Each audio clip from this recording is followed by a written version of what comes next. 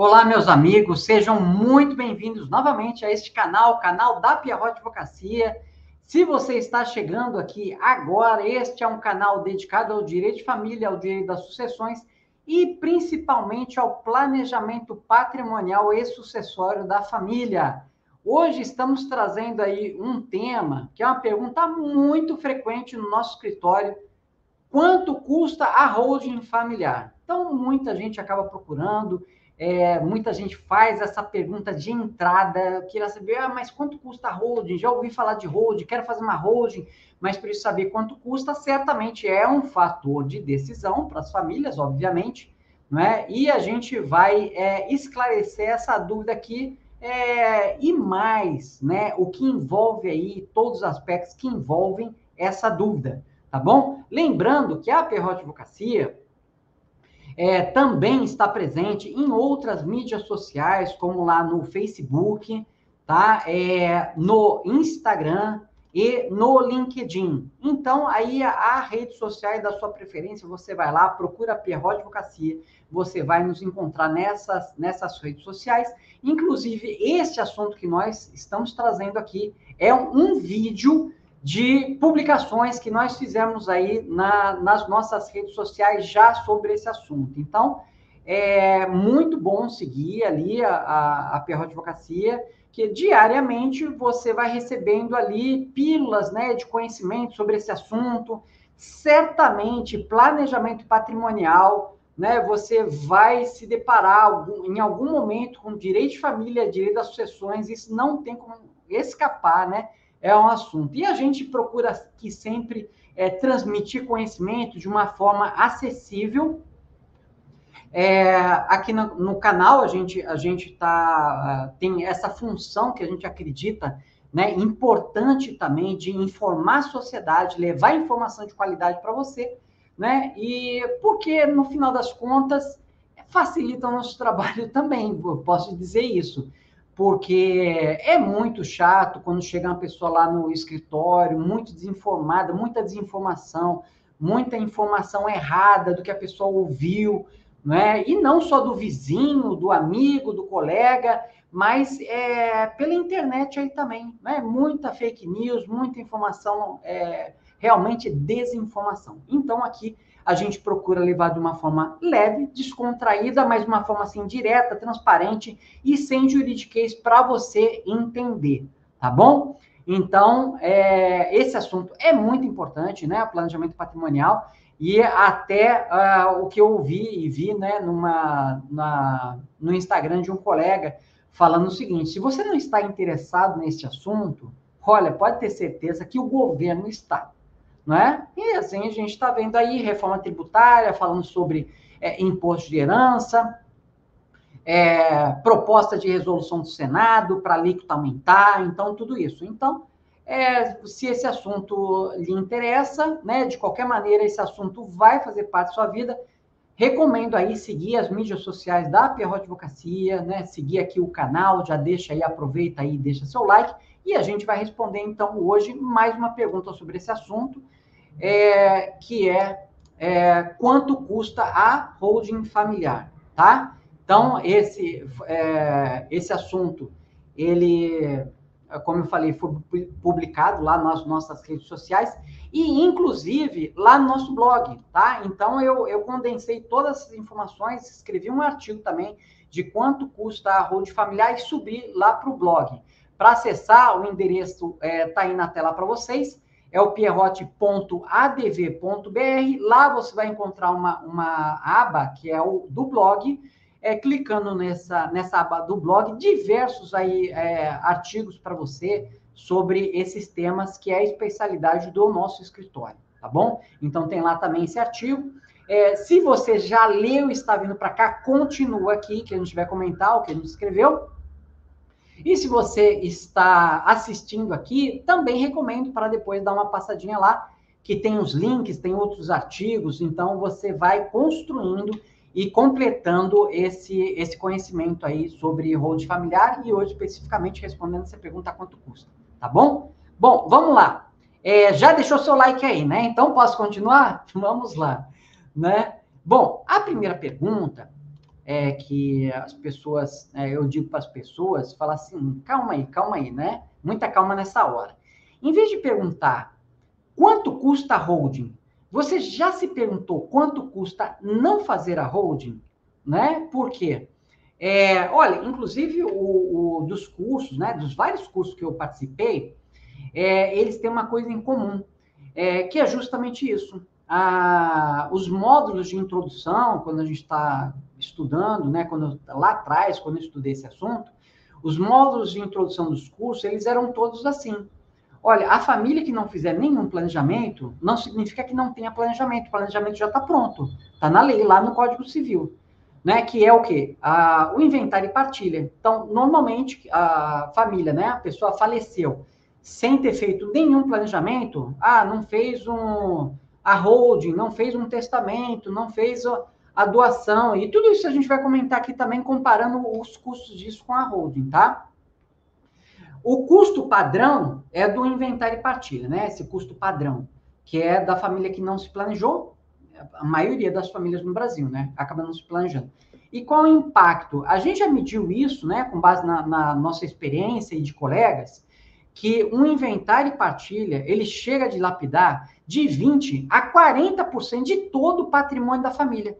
Então, veja bem, né? Só para transmitir os bens do pai que faleceu, da mãe que faleceu, para os filhos, a família perde de 20% a 40% do patrimônio. Começa perdendo ali de 15% a 20%, né? E normalmente vem, né, naquela hora, eu acho às vezes até um pouco, assim, é desumano, né? Um pouco não, é desumano, porque não dá tempo para a família, né? De repente aquela despesa toda, não é barato, né? O funeral e tudo isso, aquela burocracia toda, e daí no meio de todas essas despesas que muitas vezes pegam a família de surpresa, a família tem um prazo de 60 dias para abrir o inventário. Se não abrir o inventário em 60 dias, vem o Estado ainda e aplica uma multa de 10% no imposto, que imposto que já é caro, imposto de herança, né? Que ele já representa a maior parte das despesas do inventário, do imposto, e vem o governo, não abrir em 60 dias, vou te multar em mais 10%. Né? Então, você vê assim que vai ficando caro, e muita gente não tem a disponibilidade orçamentária ali, né, de repente, para arcar com essas despesas, e acaba se desfazendo dos bens. Aí, quando começa a se desfazer dos bens, os bens ainda estão presos no inventário, conta bloqueada, um monte de coisa. Assim, é um terror mesmo, né? E daí a família começa a perder mais dinheiro com isso, porque tá vendendo um bem que não está disponível, que está lá dentro do inventário, vende com deságio, né? Vende rápido, precisa vender rápido. O bem está ali, continua tendo despesa, às vezes o imóvel, né? E tem que pagar as contas lá de condomínio, de várias coisas, tem que correr para pedir para encerrar a conta de água, de luz, de gás, não sei o que, tudo isso. Então, assim, isso é normal, né? Eu sei como isso acontece, porque, né, no escritório a gente faz o inventário e partilha, e assim, a correria para encerrar as contas, né, de telefone, água, luz, não sei o que, tudo isso, para não aumentar ainda a dívida, né, não diminuir esse bolo. Então, a família vai perdendo muito dinheiro nesse processo, né? E foi exatamente por isso, por ver diversas famílias, né, sobretudo ali depois da crise que a gente teve, da pandemia da Covid-19, muitos inventários, tudo, por ver diversas famílias perdendo muito dinheiro, é que a gente resolveu criar esse canal para passar informação, para você se planejar, para não passar por isso. Porque se você não se planejar, essa é a situação. Perda patrimonial de 20% a 40%, e aí quem tem dinheiro, quem está pagando, um está pagando, um irmão está pagando, o outro não tem dinheiro, aí fala assim, depois eu te pago, depois que receber herança, né? Olha, aquela situação aí, depois às vezes recebe herança, não pagou de volta, porque vai precisar do dinheiro para usar outra coisa, daquela briga entre a família, né? Irmãos que não querem mais conviver. Então, assim, até aquele ditado, né, conheça seus filhos na velhice, conheça seu cônjuge no divórcio e conheça seus irmãos na herança, porque dá briga, acontecem brigas, né? A família que vivia super bem, não imaginava, na hora da herança, desfaz toda aquela amizade dos irmãos e tudo, né? Acontece. Então, o inventário e partilha, né? Assim, falando, quem já passou por isso sabe, é muito ruim, né? É muito ruim, com raras exceções, tá? Com raras exceções, onde a família conseguiu fazer rápido, certinho, né? Acaba sendo um problema e com muita perda patrimonial, né? Então, é recomendável que você faça um planejamento. E aí, quando vem o planejamento, hoje em dia, está se falando muito em holding familiar, que não é um assunto novo, não é, de maneira nenhuma. A holding vai completar 50 anos no Brasil, né, em 2026. A holding completa 50 anos no Brasil, isso mesmo. Né? Ah, mas eu nunca ouvia, só nos últimos anos, é porque agora está se popularizando. Está se popularizando principalmente pelo time Holding Brasil, uma agremiação aí de profissionais, especialistas em holding familiar, que têm divulgado isso, têm levado conhecimento, desfeito alguns mitos, né, de que holding é só para quem tem grandes fortunas, não é para classe média, né, que não seria para classe média, é sim para classe média, você pode fazer esse planejamento, né? Claro que vai passar por uma sessão de viabilidade, vai ser feito um estudo, vai ver se é viável ou não para a sua situação, né, para as relações familiares, para os bens, para as suas intenções, mas é isso. Então, as pessoas acabam ouvindo muito mais sobre testamento, sobre doação com reserva de usufruto vitalício, né, sobre seguro de vida, planos de previdência e tudo. Então, quando a gente faz, primeiro aspecto, tá? Quanto custa a holding? Primeiro fazer essa pergunta, quanto custa não fazer a holding? Então, assim, se eu não fizer nada, né, o que vai acontecer? Vai acontecer que a família vai ser obrigada a fazer o inventário e partilha. Quanto custa isso? A gente já está te falando aí. Vai custar de 20% a 40% do patrimônio dos bens todos que você tem, valor de mercado, né? Fora do potencial de briga entre os herdeiros, isso daí fica anos aí na justiça, tá certo? Bom, então, agora que a gente já esclareceu aí, a primeira pergunta, né, que é fazer quanto nunca custa não fazer a holding, né? Vamos comparar aí com os outros instrumentos, porque aí as pessoas falam o seguinte, né? Ah, tá bom, Rubens, mas, pô, testamento é baratinho. Testamento a gente vai ao cartório, faz um testamento ali e deixa tudo resolvido. Então, assim, esse é um dos mitos, né, que a gente tem procurado levar informação para as famílias.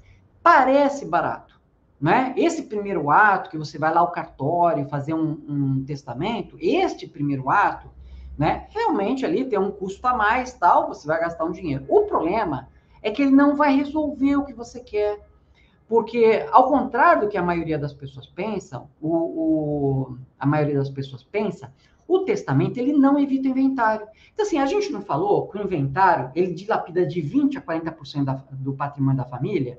Agora, assim, você coloca um instrumento de planejamento, patrimônio sucessório, que não evita o inventário. Nem torna mais barato, tá? Ah, mas por que as pessoas fazem? As pessoas fazem, eu acho que é por falta de informação, realmente, tá? Porque fazer testamento aí, eu indico, em raríssimos casos, no escritório, às vezes como um instrumento de transição, enquanto a gente está montando, para garantir alguma situação, proteger algum familiar que precisa de uma proteção maior, né? E assim, são situações, casos muito específicos, porque na maioria das vezes o testamento, né? Eu vou mostrar a tabelinha que eu fiz para vocês aí, o post, né, que a gente publicou lá no Instagram, no Facebook, no LinkedIn lá do escritório, em que eu digo o seguinte, ó, o testamento não evita o inventário e partilha. Pior, torna mais caro e demorado, né? Aí a holding evita, sim, ela evita o inventário, os bens são colocados lá dentro de uma empresa familiar, dentro da holding. Então, a gente diz que os bens são institucionalizados, né? Eles deixam de ser de uma pessoa, vão ser ali da família, sem que os pais percam o controle, né? Então, moral da história para testamento, para a gente comparar, o que é mais caro? Holding ou testamento? A gente já mostrou lá, o que é mais caro?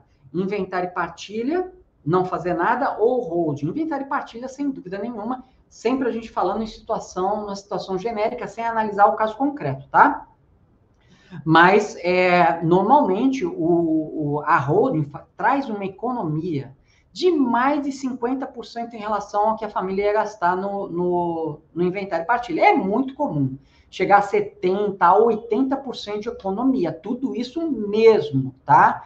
Tem gente que acaba nem fazendo, né? Porque acha que, não pode, deve ter alguma coisa, deve ter algum problema. Aí quem continua fazendo são os milionários, bilionários do Brasil, fazem holding aqui no Brasil, fazem holding fora, né? Com offshore, com outras empresas no exterior, e fazem esses planejamentos tanto nacionais quanto internacionais. A parte do planejamento nacional dessas famílias é justamente holding, tá? Porque tem um benefício tributário enorme, é por isso que eles fazem, não é? Então, você imagina, se você pudesse economizar, sua família economizar 70% em relação ao que gastaria com o inventário, você não faria? Não seria vantagem? Então, holding é mais barata do que o inventário, né? Agora estamos comparando, qual o custo de holding em relação a testamento? Testamento é mais barato? Não. Porque além do inventário, você vai ter todos os gastos com testamento, aí vai ter mais um gasto, você vai ter todos os gastos com inventário e partilha, ainda vai ter mais um gasto, que é o gasto de fazer o testamento, e outra, tá? Quando a família tem um testamento, obrigatoriamente vai ter que contratar um advogado para ajuizar uma ação que chama Registro, Abertura e Cumprimento de Testamento. A gente chama de RAC, né? Abrevia no juridiquês, né? Então a gente chama RAC, tá? É Registro, Abertura e de Cumprimento de Testamento. Se você ouvir aí por aí, você já sabe o que é. Aí você vai pagar ainda para advogado para ajuizar esta ação, para um juízo dar uma olhada naquele testamento, vai chamar as testemunhas, mas quem estava presente na época, né? E daí o juiz, depois de um tempão, vai dizer para você se aquele testamento é válido ou não. Aí só depois que o juiz disser que o testamento é válido, que vai começar o inventário. Então, olha só, aqui no Rio de Janeiro está demorando aí cerca de 1 ano essa ação de registro, abertura e cumprimento de testamento. Então, no mínimo, se você fazer um testamento, você vai acrescentar 1 ano, mais 1 ano, no processo lá da herança, até 1 ano antes de começar a herança, tá? E vai gastar dinheiro com isso, obviamente, né? Porque o advogado vai te cobrar para ajuizar essa ação de registro, abertura e cumprimento de testamento. Depois que o juiz disser, ok, é válido, porque tem risco do juiz ainda dizer, não é válido, né? Não cumpriu todas as formalidades, o testamento é muito formal. Não cumpriu as formalidades, não é válido, né? E daí aquilo que a pessoa achava que estava deixando aquilo organizado daquela maneira, também não vai deixar. Mas vamos supor que o juiz diga é válido. Aí sim você pode continuar pela via judicial ou pela via extrajudicial, se preencher também determinados requisitos, tá? Então, vejam aí a dificuldade e quão mais caro e burocrático fica fazer um testamento. Realmente aí não dá para, né, recomendar daí em pouquíssimas situações. E aí, né, no seguinte, aí, continuando, sempre com essa conversa, né, de quanto custa a holding, a gente fala assim, quanto custa não fazer a holding? Será que testamento é mais barato? Né? A doação com reserva de usufruto vitalício, Rubens, não é mais barato? Não fica tudo tranquilo então? Né? Não evita a briga entre os herdeiros, não evita o inventário e partilha? Vamos lá. De tudo isso que eu te falei aí, a única coisa certa é que não vai, que vai evitar o inventário e partilha, porque, obviamente, se você já doou o bem, aquele bem não vai entrar no seu inventário, tá? É a única coisa certa aí. O restante, olha, você perde o controle sobre seus bens. Perde mesmo, tá? E não é só para pedir autorização, porque aí quem virou proprietário, né? O seu filho, a sua filha, não é só questão de pedir autorização para o seu filho ou para sua filha, mas pedir autorização para genros e noras. Está lá no Código Civil. Qualquer coisa que você queira fazer, além da permissão do seu filho, né, o genro e nora vai ter que dar o aval, tá?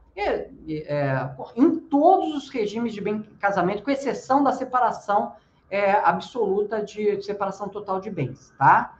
E assim, quem é que casa com a separação absoluta de bens, né? No Brasil o pessoal fala assim, não, é antirromântico. Você já está casando pensando em se separar. As pessoas casam no regime da comunhão parcial de bens, né? Normalmente, né? Comunhão parcial de bens. E nesse regime, sim, da comunhão parcial de bens, você vai ter que pedir permissão. Eu já vi muita gente aí falando assim, tá errado, não sei o quê.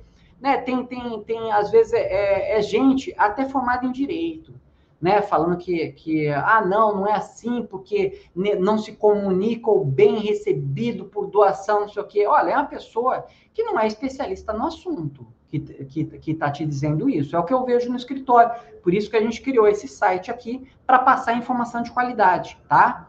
Então, filho casou, filho, a filha estão casados no regime da comunhão parcial de bens, você fez uma doação para eles, né? Fez a reserva de usufruto vitalício para você. Depois, amanhã ou depois, se quiser fazer alguma coisa, precisar de dinheiro, precisar fazer alguma coisa com aquele bem, vai ter que pedir permissão. O genro e nora vai ter que assinar, senão o tabelião, o cartório de notas, não vai fazer lá a escritura de compra e venda, não vai fazer, tá?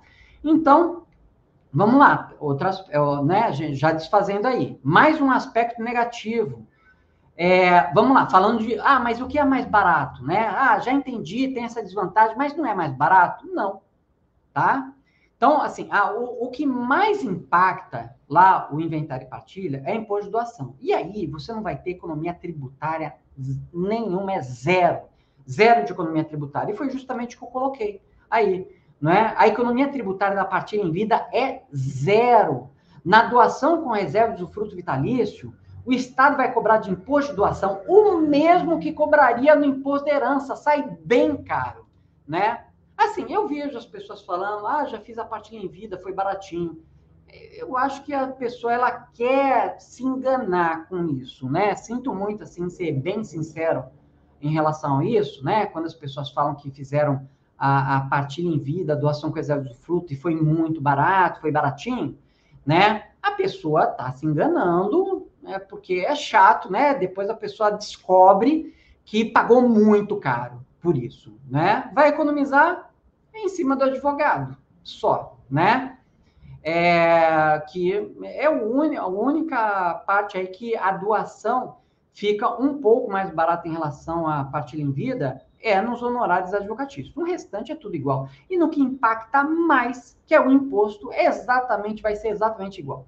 Tá? A escritura no cartório vai ser o mesmo valor do inventário vai ser a escritura, que aqui no Rio de Janeiro varia de acordo com o tamanho do patrimônio que você estiver doando, de 8 mil até 90 mil reais para fazer uma escritura, só uma escritura no cartório, chega a mais de 90 mil reais aqui no Rio de Janeiro. É o estado mais caro para fazer isso, tá? No Brasil, né? Para fazer a doação com reserva de usufruto, a partilha em vida, ou o inventário, né, extrajudicial. É o estado mais caro do Brasil, tá? Seguido por São Paulo, onde o teto chega a 50 mil reais, mas o nosso teto quase é o dobro de São Paulo, né?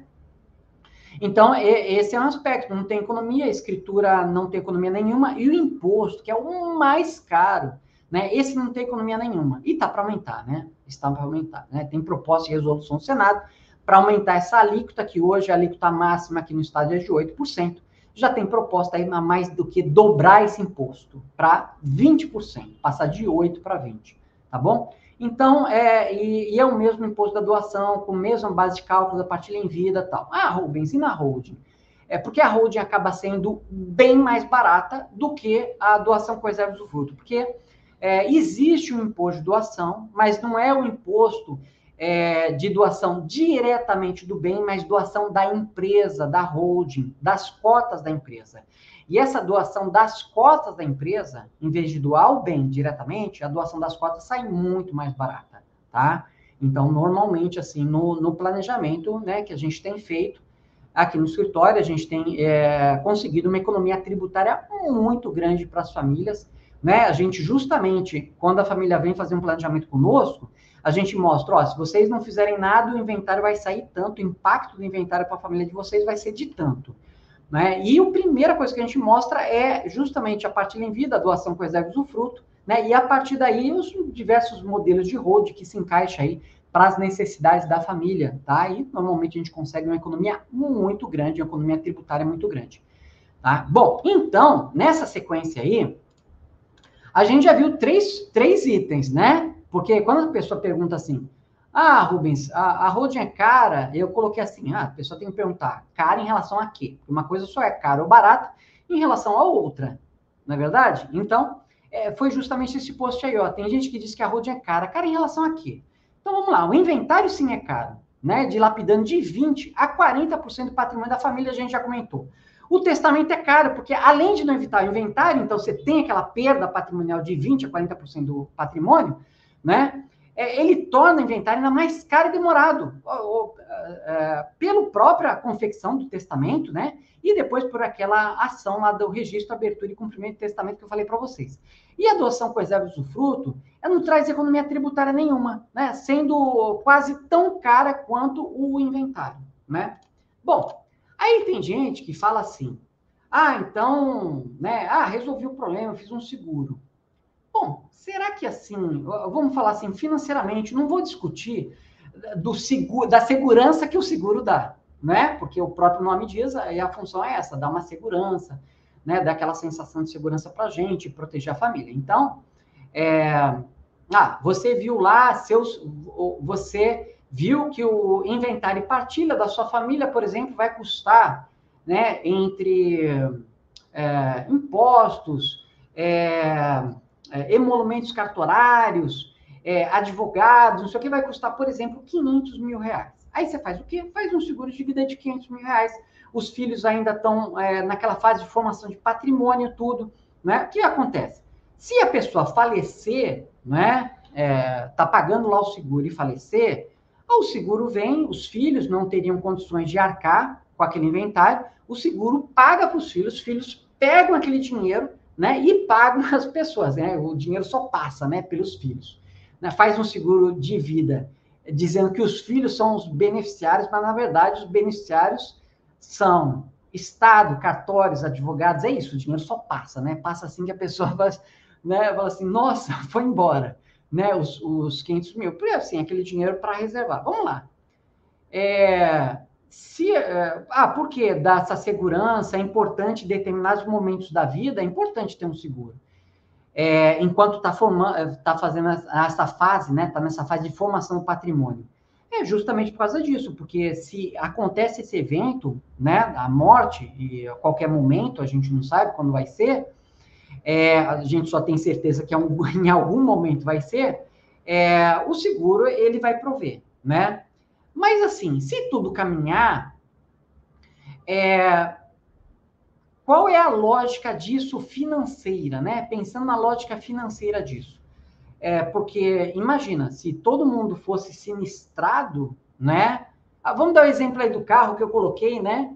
Para não ir logo para o final, para a conclusão, a gente vai pensar junto aqui. Olha o exemplo que eu coloquei para entender o seguro de vida sob aspecto financeiro, tá?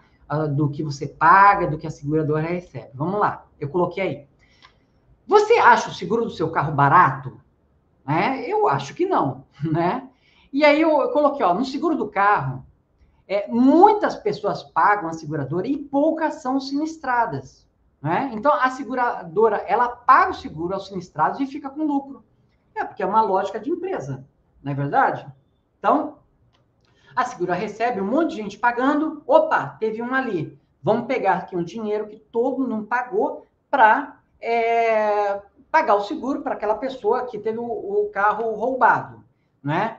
E assim, além disso, além de muita gente pagar para os sinistrados, a seguradora ainda tem um custo operacional, funcionários, prédio, não sei o quê, os impostos que ela paga também, tudo isso, e tem que tirar o lucro. A seguradora é uma empresa, não é isso? Então, assim, sob a lógica financeira, né, a pessoa do seguro de vida, então, assim, são várias pessoas pagando para poucos seguros que efetivamente a seguradora paga, né? Agora, você imagina o seguinte, se a seguradora soubesse que todas as pessoas vão ter o carro roubado, você acha que o seu seguro de vida seria mais caro ou mais barato? O segurador já sabe, né? Você, assim, para esse negócio funcionar como empresa, a seguradora ela tem que receber todo o dinheiro do seguro de vida, do seguro de vida, né? Não, do seguro do carro, para te pagar aquele carro. Senão, ela vai tirar dinheiro de onde? Né? Mas gente, o que eu quero mostrar, chegar, é que o seguro de vida é assim. A seguradora, ela já sabe que todos os segurados vão morrer. E você acha que a seguradora ela sai perdendo com isso? Né? Então, você está pagando um seguro, que é seguro de vida, a seguradora sabe que você vai morrer. Então, se você faz um seguro de 500 mil, seguro de vida, vamos supor que esse seja o valor que você calculou para o seu inventário e partilha, você vai ter que pagar os 500 mil para a seguradora e mais. Ela vai pegar o seu dinheiro, vai aplicar, né? Vai cobrar taxa de administração. E aí, assim, você vai acabar pagando muito mais, porque a seguradora tem que pagar custos operacionais, tem que tirar o lucro dela, né? E te devolver os 500 mil. Então, você paga muito mais caro. Se você está fazendo seguro de vida para pagar seu inventário de 500 mil, seu inventário vai ficar mais caro com seguro de vida, porque você vai pagar mais. A não ser que você acabe morrendo antes, né? Como a gente fala assim, aí deu sorte, né? Não vai dizer isso. Que deu sorte, a família deu sorte porque você morreu antes de pagar todo o seguro. Não é isso que você quer, né? Então, você vê, e até nisso a seguradora vai fazer um cálculo, que tem gente que vai morrer antes de pagar os 500 mil para ela. E ela não quer ficar o prejuízo, ela vai cobrar de todo mundo. Então, olha como o seguro de vida, ele é importante durante uma fase da vida, né? Mas ele acaba ficando caríssimo. E não adianta dizer é resgatável, não é resgatável, a lógica é sempre essa, que você vai pagar muito mais do que você vai receber de volta, porque senão a seguradora não existiria, não seria uma empresa, né? Não compensaria, porque ela não teria lucro nenhum com isso, tá? Então, é exatamente isso que eu coloquei aí. Olha, para você pensar, né? No seguro de vida, a seguradora sabe que todos os segurados vão morrer. Você acha que a seguradora terá prejuízo em fazer o seguro de vida? Entendeu agora? O seguro de vida é caríssimo, tá? Com o seguro de vida, você paga todo o valor de inventário acrescido do lucro para quem te vendeu o seguro, a corretora, a seguradora ou o banco, que é quem se dá bem. Então, o valor do seguro de vida, ele é igual ao valor do seu inventário, mais o valor que você vai pagar para a seguradora, de despesas operacionais dela e lucro, tá? E assim, essa lógica é a mesma para a previdência privada. Né? Não pensa que você vai fazer uma previdência, que você vai receber um dinheiro lá na frente e que o banco vai ter prejuízo. O banco ele vai cobrar taxa de administração, vai investir o seu dinheiro, vai ficar com parte do investimento. É por isso que previdência privada tem uma rentabilidade baixíssima, baixíssima. Tá? Então, essa mesma lógica do banco receber um seguro, te devolver e ficar né, te devolver a previdência, digo, e ficar com uma parte do seu dinheiro. Então, acaba sendo mais caro. Né? Conclusão. Não fazer planejamento nenhum, planejamento é muito mais caro do que a holding. A holding dá uma economia aí de 50%, 60%, 70%, às vezes mais em relação ao inventário. Né?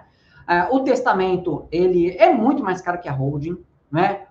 A doação com reserva de fruto vitalício é muito mais cara que a holding, tá? E a gente está vendo aí também seguro de vida, plano de previdência privada, né? Então, assim, agora a gente está pronto para chegar, né? Finalmente, tá bom, Rubens, quanto custa, então, a holding familiar? A gente vai mostrar os custos que envolvem a formação, a implementação e manutenção da holding, ok? Bom, então vamos lá, né? Nosso próximo slide aí, justamente enumerando os custos para vocês. Então, agora que você já sabe que holding familiar é mais barata do que inventário, é mais barata do que testamento, é mais barata do que a doação com reserva de usufruto vitalício, é mais barato do que plano de previdência privada e seguro de vida, né? Saiba como são calculados, então, os custos da implementação. Os custos de implementação, eles vão ter, para formar a holding, implementar, taxa da junta comercial, o alvará para abertura da holding, emolumentos cartorários, com algumas certidões que vão ser emitidas, registro do imóvel, justamente daquela transferência do imóvel da pessoa física para a pessoa jurídica, para a holding, e imposto de doação, a doação lá das cotas, a doação da empresa, tá? Honorários advocatícios e gastos com o contador, tá? Então, assim, tem gente que pode estar falando, né, como eu coloquei no próximo slide, né? Parecem muitos gastos, vamos lembrar de novo, tá? Lembre-se, se você está achando cara, holding, né, muitos gastos, o inventário, seja judicial ou extrajudicial, testamento, doação, partilha em vida, seguro de vida, plano de previdência seguro, são muito mais caros, tá? Então, assim, Rubens, são muitos gastos da holding, né? São gastos planejados e muito mais baratos do que sua família vai ter com outros instrumentos. Assim, falando no geral, porque a gente não está analisando o caso concreto, né?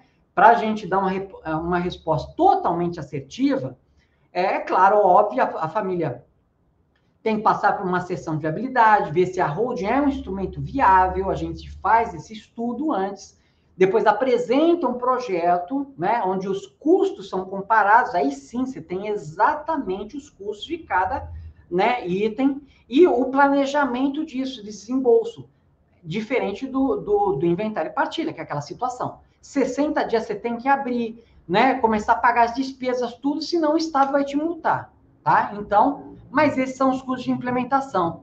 A taxa do junto comercial, alvará para abertura, alguns custos com cartório, registro de imóveis, imposto de doação, doação da empresa, como a gente está falando para os filhos, tá? Mantendo o controle realmente com os pais, que a gente mantém lá, honorários de advocacia e gasto com computador. Aí, às vezes, as pessoas me perguntam, tá, mas como é a cobrança dos honorários? Eu coloquei aqui também, cobrança dos honorários. E, normalmente, as pessoas lá no inventário, tabela da OAB. Tabela da OAB cobra, no mínimo, 3% do valor do patrimônio, valor total, né? Se o inventário for amigável. E, no mínimo, 6% para um inventário litigioso. São os valores tabelados mínimos lá da OAB, né? Aqui, às vezes, alguns profissionais cobram por percentual também. Então, vou mostrar aí. Então, existem alguns profissionais que eles cobram também pelo tamanho do patrimônio, um percentual, e fala assim, justificam com base na responsabilidade, né, pelo tamanho do patrimônio e tudo. Outros, pela economia tributária. Ah, que economia tributária é essa? O advogado, ele calcula quanto a família gastaria com inventário e partilha, ele calcula quanto a família está tendo de economia, né? E fica ali com 10, 15% da economia que a família está tendo, né? Que é uma economia bastante representativa, né? Bom, aqui na PRO Advocacia, a gente segue uma sugestão, uma recomendação do time Holding Brasil, tá? Que eu comento aí, que a maior comunidade de especialistas em holding familiar no Brasil, atualmente com cerca de 4, 5 mil integrantes, entre advogados e contadores, principalmente, né? Também assessores de investimentos e outros profissionais. Mas existe uma recomendação lá do Holding Brasil para que a cobrança do serviço, né, implementar a holding familiar, até para se tornar mais acessível para a classe média e para popularizar, né, esse instrumento de planejamento patrimonial, seja realmente feita pelo trabalho efetivamente que está sendo entregue para a família pelo número de horas. Então, é a maneira como a gente cobra aqui na PRO Advocacia, né, que eu sou membro aí do time Holding Brasil, e aqui no escritório a gente calcula os honorários, né, com base, então, no número de horas necessárias para constituir e implementar esse sistema, tá? A gente acha que realmente, né, essa forma estabelecida aí pelo time Holding Brasil é realmente a forma mais justa. Ah, tá bom, Rubens, depois que a gente implementou, existe mais um custo? Existe um custo de manutenção, que é um custo da contabilidade. Isso também dá bastante dúvida. Algumas pessoas acham, mas vai ser muito caro, o contador cobra um salário mínimo, não sei o quê, mas não é a realidade da holding, tá? Então, assim, isso vai ser determinado caso a caso.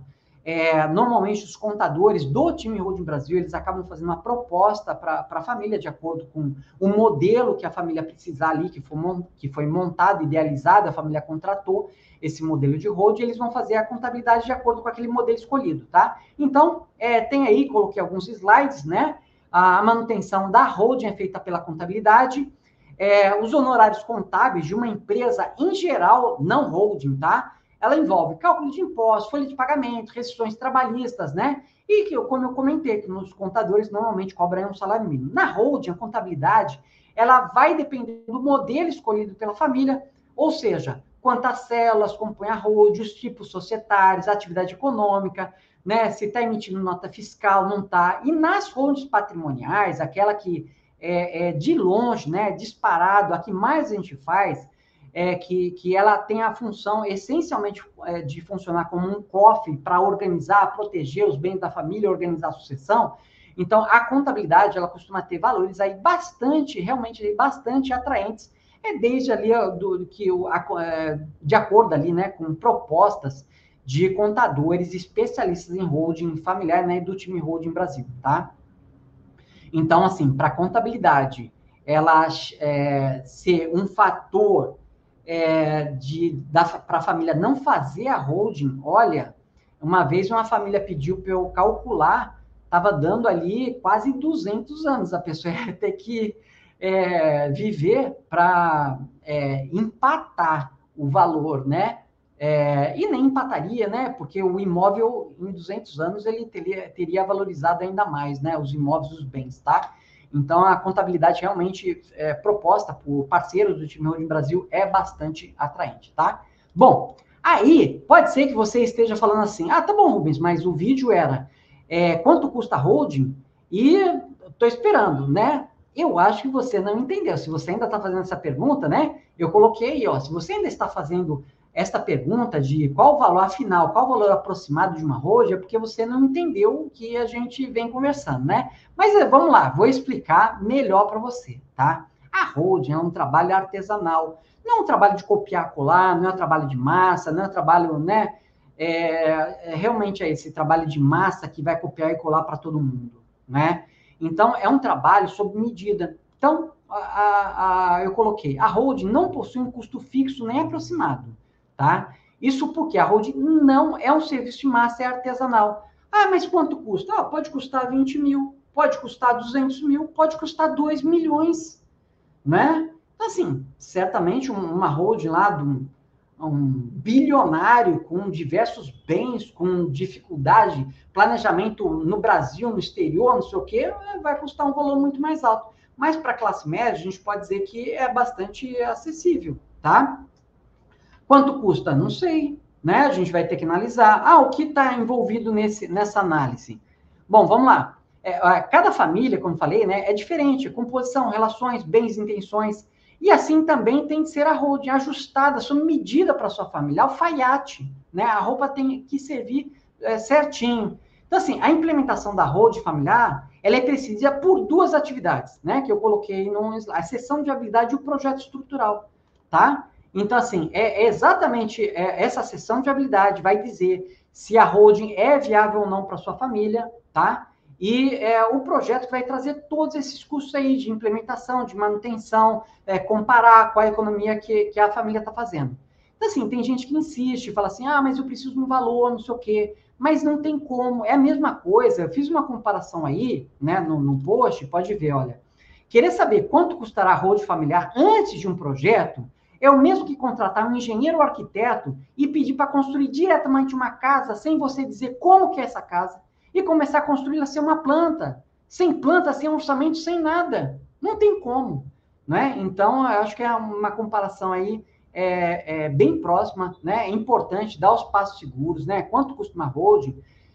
Você já sabe que, no geral, é mais barata do que as outras opções disponíveis hoje no Brasil, né? O que você precisa fazer é ver se é viável ou não para sua família, por meio de uma sessão de viabilidade, né? Aqui, né, neste canal, tem vídeo falando sobre sessão de viabilidade. Lá no blog da PR Advocacia, a gente também fala sobre sessão de viabilidade para você se informar.